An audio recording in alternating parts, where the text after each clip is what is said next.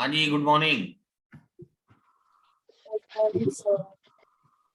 कल हमने स्टार्ट किया था जीएसटी डाटा एंट्री। उस जीएसटी डाटा एंट्री के अंदर हमने कल ये देखिए कुछ परचेजेस की थी और कुछ सेल्स की थी। परचेज में हमने लोकल रेगुलर डीलर से एक आइटम परचेज की, अगले बिल में हमने 2 आइटम परचेज की सेम टैक्स रेट की। फिर हमने एक और बिल ऐड किया परचेज का, जिसमें 2 आइटम एक ही टैक्स परसेंटेज की हैं और एक आइटम अलग टैक्स परसेंटेज की है। ये कैसे दिखेगा? टैक्स एनालिसिस में डिटेल्ड कर लेंगे तो दिख जाएगा कौन सी आइटम पे कितना परसेंट टैक्स लग रहा है। फिर हमने किया out of state regular dealer से परचेज किया, वहां हमने देखा कि आईजीएसटी लगेगा, सीजीएसटी उठाता ही नहीं है। फिर हमने सीखा कि हमने अगर लोकल कंपोजिशन डीलर से माल खरीदा है तो उसके ऊपर टैक्स नहीं लगता, ना आईजीएसटी ना सीजीएसटी, क्योंकि कंपोजिशन डीलर हमें टैक्स इनवॉइस दे ही नहीं सकता, इसलिए इसमें टैक्स नहीं लगा। और ये भी हो सकता है कि हमने लोकली किसी अनरजिस्टर्ड व्यक्ति से माल खरीद लिया हो, तो ये रहा हमारा लोकल अनरजिस्टर्ड से खरीदा गया माल। ये भी टैक्स चार्ज नहीं कर सकता, क्योंकि टैक्स चार्ज करने का अधिकार केवल रेगुलर डीलर्स को है। ठीक है, समझ में आई? तो कल हमने ये सभी परचेजेस और फिर उसके साथ हमने ये सेल्स भी करके देखे। सेल्स में हमने लोकल में रेगुलर को बेचा, कंपोजिशन को बेचा, अनरजिस्टर्ड को बेचा। ठीक है, रजिस्टर्ड, कंपोजिशन और अनरजिस्टर्ड। और ये हमारा सोनाली तलवंडी राणा भी लोकल हिसार का कंज्यूमर है। और इस तरीके से हमने ये आउट ऑफ स्टेट में रेगुलर डीलर को माल बेचा, composition dealer out of state को माल बेचा, आउट ऑफ स्टेट के कंज्यूमर को माल बेचा, और आउट ऑफ स्टेट के हमने अनरजिस्टर्ड व्यक्ति को माल बेचा। अब हम ये सारी ट्रांजेक्शन्स को एक बार फटाफट देखें तो देखो, परचेज करते समय तो फर्क पड़ता है, मगर सेल के टाइम तो हर एक ट्रांजेक्शन में टैक्स लग ही रहा है। क्योंकि टैक्स लगाना इस बात पे निर्भर नहीं करता कि खरीदने वाला कौन है, टैक्स लगाना इस बात पे निर्भर करता है कि बेचने वाला कौन है। यदि बेचने वाला रेगुलर डीलर है तो वो हर एक टाइप के ट्रांजेक्शन पे टैक्स लगाएगा ही लगाएगा। राइट? Yes sir. तो ये हमने देखी कि किस तरीके से सेल और परचेज की जा सकती है। ठीक है, अब हमने 2-3 ट्रांजेक्शन्स, जैसे कि non GST goods. Non GST goods में आपने बनाया था पेट्रोल। पेट्रोल लीटर में आएगा और लीटर के लिए यूक्यूसी है नहीं, तो आप अदर लिख सकते हो। यहाँ आप जीएसटी एप्लीकेबल करके यस गए, यहाँ पे आपने बताया कि ये एक नॉन जीएसटी गुड है, बनाया था ना हमने। ये देखिए, और ऐसे ही गेहूं बना लीजिए। वीट को हम किलोग्राम्स में या क्विंटल्स में लेंगे। ठीक है, 2 डेसिमल तक ले लो, और फिर यहां जाके बताओ कि वीट जो है वो नील रेटेड आइटम है, वो नॉन जीएसटी नहीं है, वो नील रेटेड है। नॉन जीएसटी होते हैं पेट्रोलियम प्रोडक्ट्स, शराब या बिजली, पावर सेक्टर। वीट अनाज है, अनाज नॉन जीएसटी नहीं है, जीएसटी के दायरे में आता है। और गवर्नमेंट ने क्लियर कर दिया है कि इसके ऊपर हम कोई टैक्स नहीं लेंगे, क्योंकि आम आदमी के खाने के ऊपर टैक्स नहीं लगाएंगे। अनाज तो उसको बिना टैक्स का मिलना चाहिए। तो ये हमने 2 स्टॉक आइटम और बनाए हैं। अब हम इसकी परचेज और सेल करके देखते हैं। ये देखिए,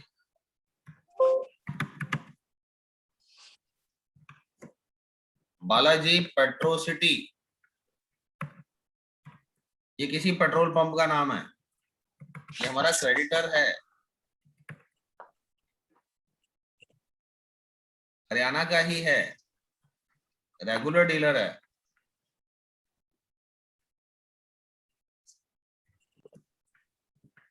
लोकल, रेगुलर,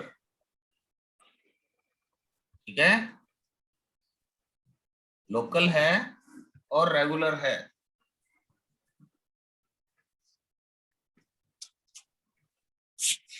और हमारा सप्लायर है तो क्रेडिटर भी लिख दो इसके साथ। अब इससे हमने क्या खरीदा? पेट्रोल। हमने कहा मुझे 50 लीटर पेट्रोल चाहिए, कहा जी 90 रुपए का भाव है, कोई बात नहीं, ले लेना।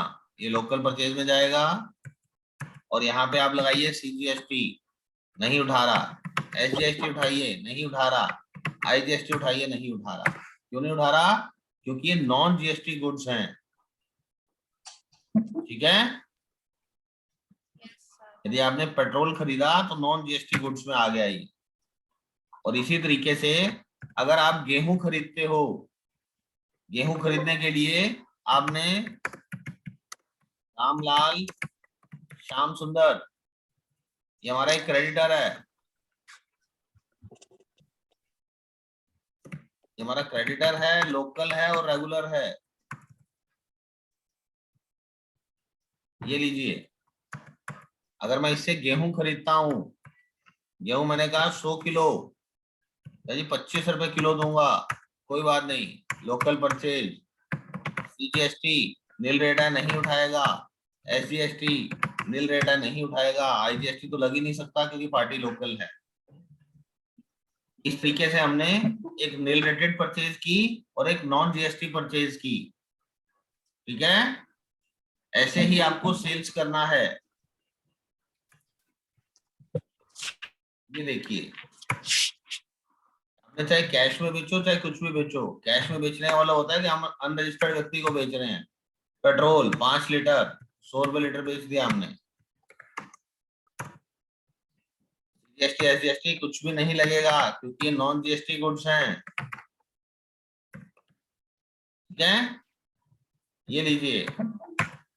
और ऐसे ही अगर आपने, ये देखिए, अनरजिस्टर्ड व्यक्ति को गेहूं बेच दिया, 10 किलो गेहूं दे दो, अगर 30 रुपए की दूंगा तो कोई बात नहीं। GST SGST या IGST कुछ भी कैलकुलेट नहीं हो रहा है क्योंकि इस पर टैक्स लगता ही नहीं है। तो अभी हमने क्या देखा कि नील रेटेड आइटम्स कैसे परचेज की जाती हैं और नॉन GST आइटम्स कैसे परचेज और सेल दोनों की जाती है, ठीक है। अब यही चीज अगर हम किसी रेगुलर को बेच रहे थे, कंपोजिशन को बेच दें, अनरजिस्टर्ड को बेच दें या कंज्यूमर को बेच दें, कहीं भी टैक्स कैलकुलेट नहीं होगा क्योंकि GST के अंदर टैक्स कैलकुलेशन का जो पैरामीटर है वो पार्टी की रजिस्ट्रेशन की बजाय आइटम पर डिपेंड करता है कि वो आइटम टैक्सेबल है भी कि नहीं है।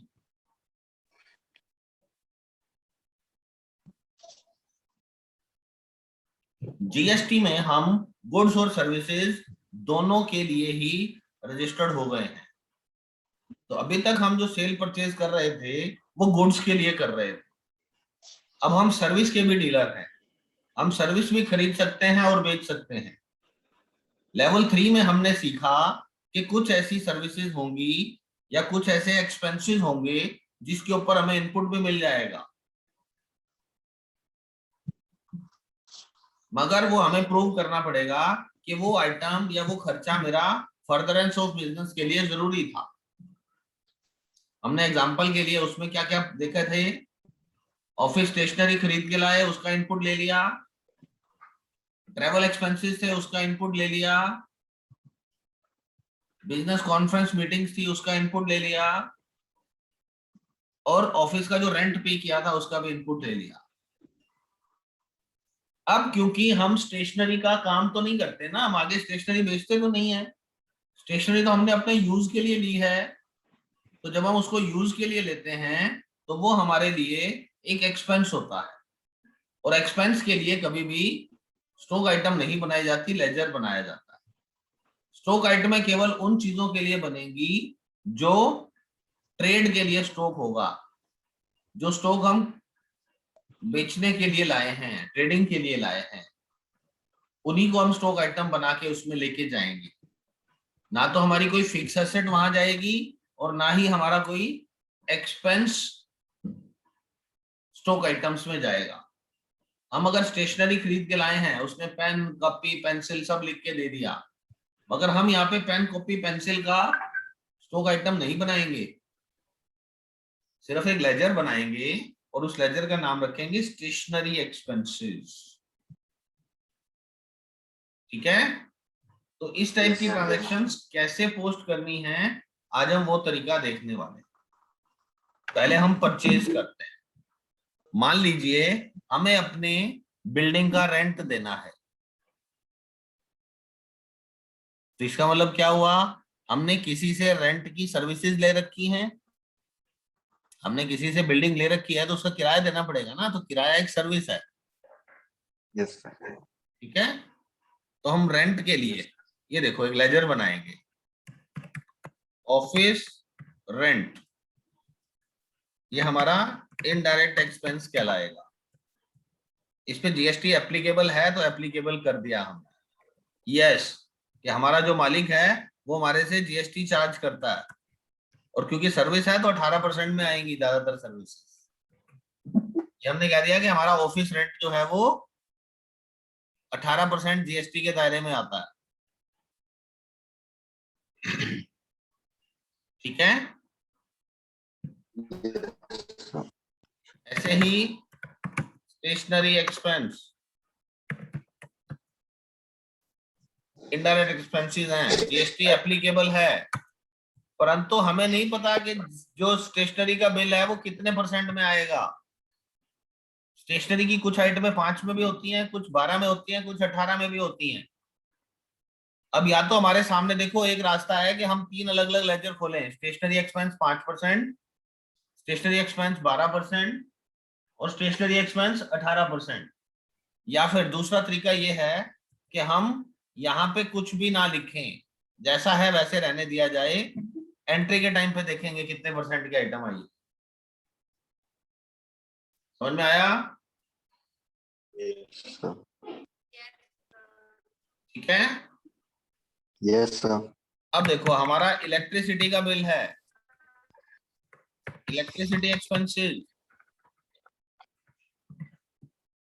ये भी इनडायरेक्ट एक्सपेंस है, मगर ये जीएसटी के दायरे से बाहर है, तो इसलिए इसको हम नॉन जीएसटी कर देंगे, नॉट एप्लीकेबल।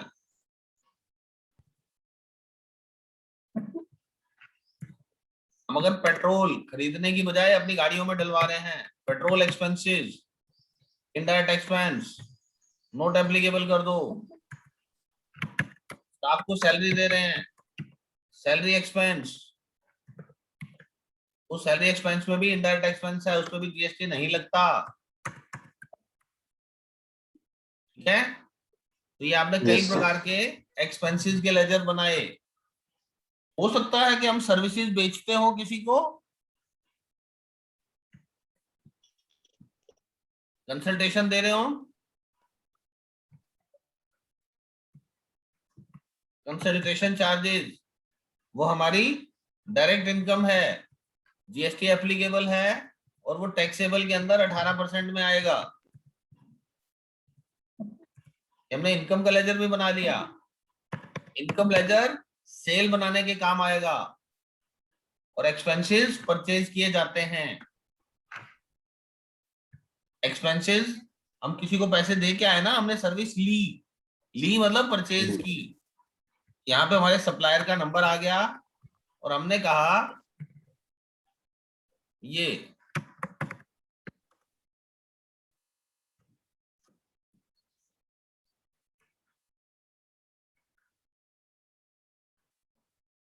श्यामलाल क्रेडिटर है, लोकल है और रेगुलर है, इसलिए जीएसटी नंबर लिया हुआ, ये हमारा क्रेडिटर हो गया। इस क्रेडिटर ने हरियाणा से ही रेगुलर रहते हुए हमारे को, ये देखो हमने इसे परचेज किया, हमने क्या परचेज किया, हमने इसको रेंट देना है, तो हर महीने का रेंट का बिल आएगा इसकी तरफ से, हाँ जी ये रेंट पे करो। तब हम आइटम तो है नहीं, रेंट नाम से आइटम थोड़ा ना बना सकते हैं, एक्सपेंस है हमारा। उस एक्सपेंस के लिए देखो ऑल्ट आई करके अकाउंटिंग इनवॉइस डालना है। उस अकाउंटिंग इनवॉइस में आपने बताया कि यस मेरा ये ऑफिस रेंट है 10,000 रुपए, और इस 10,000 रुपए के ऊपर सीजीएसटी मांग रहे हैं वो, एसजीएसटी। ये लीजिए 11,800 हो गया टोटल जीएसटी मिला के। इस तरीके से हम एक्सपेंसेस की परचेज एंट्री करते हैं। ऐसे ही देखो, अब हमारे पास आया स्टैंडर्ड बुक डिपो, क्रेडिटर है, लोकल है और रेगुलर है। हरियाणा का रेगुलर बंदा है ये। अब इससे हम स्टेशनरी खरीद के लाए, स्टेशनरी के बिल के अंदर 1,000 रुपए का माल था, अब उसके ऊपर सीजीएसटी लगा रहे हैं हम, ये उठा नहीं रहा। ये रेगुलर पार्टी है तो सीजीएसटी तो उठाना चाहिए था, बट टैली को अभी तक ये नहीं बताया गया कि कितने परसेंट के हिसाब से उठाना है। समझे आप? तो टैली कितने परसेंट कैलकुलेट करे उसको पता ही नहीं है। उसके लिए हमें एक अरेंजमेंट करना पड़ेगा कि स्टेशनरी एक्सपेंस के अंदर हो सकता है 5% का 12% का दोनों माल आए हो, इसलिए हम लेजर के ऊपर तो फिक्स कर नहीं सकते। हमने लेजर पे नहीं बताया था, बट हम ट्रांजैक्शन के टाइम पे बताना चाहते हैं। अभी हम ट्रांजैक्शन डाल रहे हैं, तो इस ट्रांजैक्शन में यहाँ पे F12 करो, F12, और इसके अंदर नीचे जाके एक ऑप्शन है allow modification of tax for GST, इसको यस कर दो। इसको यस करने से क्या होगा, जब आप स्टेशनरी एक्सपेंस पे जाके अमाउंट डालेंगे और एंटर करेंगे तो ये टेबल आपके सामने आएगी। हो सकता है आपके सामने इतनी बड़ी टेबल ना आ रही हो, तो फिर एक बार F12 दबा के सारी ऑप्शन यस कर लेना, इतनी ही बड़ी टेबल आ जाएगी। अब वो Yes, यहाँ पे sir. हमारे से पूछना चाहता है बताओ क्या हुआ। हमने कहा मैंने परचेज किया और टैक्सेबल किया। कितना टैक्स है? 5%। कितने रुपए का माल है? 1,000 रुपए का। अब देखिए ये सीजीएसटी अपने आप उठा लिया इसने, क्योंकि अब टैली को पता लग गया कि 5% के हिसाब से टैक्स लगाना है। ठीक है। अब यदि Yes, इसी बिल के अंदर 12% की आइटम होती तो क्या करते? 5 की भी है और 12 की भी है, तो हम क्या करते? ऐसा करने के बाद हम टैक्स नहीं लगाते, हम दोबारा स्टेशनरी एक्सपेंस को सिलेक्ट करते। तो यहां हम कहते हैं 1,000 रुपए। अब 1,000 रुपए के अंदर क्या करना है? परचेज टैक्सेबल है और 12% की है, 12% का माल भी 1,000 रुपए का है। अब सीजीएसटी एसजीएसटी लगाए, और ये किस तरीके से टैक्स कैलकुलेट किया गया है उसको समझने के लिए टैक्स एनालिसिस पे क्लिक करेंगे और उसको डिटेल्ड करेंगे। ये देखो, ये बता रहा है कि पहले 1,000 रुपए के ऊपर 5% टैक्स लगाया गया है और अगले 1,000 रुपए के ऊपर 12% टैक्स लगाया गया। ठीक है। yes, sir. Yes, sir. अब क्योंकि आइटम के ऊपर या लेजर के ऊपर टैक्स रेट पहले से फिक्स नहीं था, तो हमने अभी ट्रांजैक्शन के ऊपर फिक्स कर दिया। तो ये सिर्फ इस ट्रांजैक्शन के लिए है, अगले ट्रांजैक्शन में फिर पूछेगा ये बताओ कौन से परसेंट की आइटम आई। समझ गए Yes, आप? sir. Yes, sir. इसको जब हम सेव करने के लिए जाएंगे तो यहाँ पे ये सीधा सीधा सेव नहीं करेगा, ये हमारे से पूछेगा बताओ क्या करना है। अब क्योंकि उसके मास्टर के अंदर टैक्स रेट डिफाइंड नहीं था, तो ये एरर में जाएगा अगर मैं यस कर देता हूं तो टैली कहेगी कि आपके मास्टर में तो कोई भी परसेंटेज नहीं लिखी थी, परंतु हमने ट्रांजैक्शन में डाल दी ना। तो उसके लिए इसको एक्सेप्ट करने के लिए हमें ओ करना पड़ेगा, ओवरराइड। ओ दबा दो यहाँ पे आके, सेव हो गई एंट्री। ये हमारी परचेज की ट्रांजैक्शंस थी। ठीक है।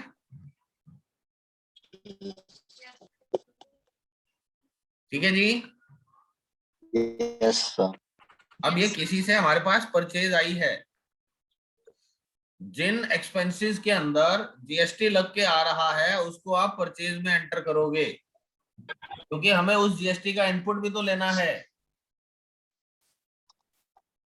परंतु कुछ ऐसे एक्सपेंस होते हैं जिसका कोई बिल नहीं आता। ये देखिए पेमेंट एंट्री कर रहा हूं अब मैं कहा कैश, मैंने सैलरी दे दी अपने स्टाफ को, ₹8,000 paid cash the salary to राजन। राजन को सैलरी दी, इसके ऊपर कोई जीएसटी की एंट्री नहीं आएगी क्योंकि सैलरी पे जीएसटी नहीं लगता। इसी प्रकार मैंने यदि मेरा इलेक्ट्रिसिटी बिल पे किया है ₹1175, तो इसमें भी कोई जीएसटी नहीं है। समझ गए आप? Yes, sir. बट यही अगर आपका टेलीफोन का बिल होता, टेलीफोन के बिल के ऊपर जीएसटी लग के आ रहा है, Yes, sir. तो हम यहाँ पे बीएसएनएल क्रेडिटर है, लोकल है, रेगुलर है, इससे हमारा यहाँ पे देखो हमने वो एक्सपेंस बनाया नहीं है अभी, तो यहाँ पे ऑल्ट सी करके बनाओ, telephone expenses, indirect expense, GST applicable, taxable 18%, service ₹1,500 का बिल आया। अब इसके ऊपर देखो ऑलरेडी टैक्स रेट डिफाइंड है, तो वो अपने आप ले रहा है, यहाँ पे आपको कुछ नहीं करना है, यहाँ पे सीजीएसटी और एसजीएसटी लिखना है और सेव कर दीजिए। ठीक है, जो एक्सपेंसेस जीएसटी के साथ आ रहे हैं उनकी परचेज में एंट्री करते चलो ताकि आप उसका इनपुट ले सको, और जो एक्सपेंसेस आपके बिना जीएसटी के आ रहे हैं तो उसकी आप डायरेक्ट पेमेंट शो कर सकते हो। वो भी उधार में करना है तो कर सकते हो पहले बिल। जैसे बिजली का बिल था, आप लिखो परचेज किससे करी, बिजली बोर्ड से, बिजली बोर्ड का खाता बनाओ, बिजली बोर्ड का नाम क्या है, DHBBNL, उससे बिल आ गया, पहले आप बिल जमा करो फिर उसकी पेमेंट करो। जीएसटी नहीं है तो नहीं है, कोई बात नहीं। समझे आप? Yes, sir. अब देखो सेल्स की एंट्री देखते हैं हम अकाउंटिंग इनवॉइस में। सेल में हमने ये Mukesh trader local debtor composition, ये हमारे पास आया, कहता है जी कंसल्टेशन चाहिए आपसे, मुझे राय चाहिए। हमने कहा राय के पैसे लेंगे हम ₹1,000। कोई बात नहीं, अब क्योंकि कंसल्टेशन चार्जेस के ऊपर पहले से ही टैक्स डिफाइंड है, तो यहाँ देखो 1899 अपने आप लिखा आ रहा है। जीएसटी एसजीएसटी हमने ऐसे लगाया और सेव कर दिया। और इसी तरीके से अगर हम किसी आउट ऑफ स्टेट व्यक्ति को, ये देखिए थापर ट्रेडर पंजाब से है, इसने भी कंसल्टेशन चार्जेस मांगे, हमने कहा ₹5,000 लेंगे, कोई बात नहीं, इसके ऊपर सीजीएसटी नहीं उठा रहा, आईजीएसटी उठा लिया क्योंकि बाहर की पार्टी है। इस तरीके से आज हमने अपनी अकाउंटिंग ट्रांजैक्शंस विद जीएसटी और विदाउट जीएसटी पोस्ट की हैं। समझ गए आप? Yes, sir. सोनाली? तो ये ट्रांजैक्शंस को आपने आज पोस्ट करना है और उसके बाद वो अपना डेटा मुझे आपने मेल करना है। मेल करने का तरीका आपको समझा दिया गया है, कोई भी डाउट हो तो मेरे से फोन पे बात कर लेना या व्हाट्सएप कर देना। ठीक है बेटे, ये काम कर डालो। जितनी स्पीड से आप इस वाले सिस्टम को चलाओगे उतनी जल्दी आपका कोर्स कंप्लीट होगा। ठीक है, Okay, sir. चलो आज की क्लास हम यहीं पे ओवर करते हैं।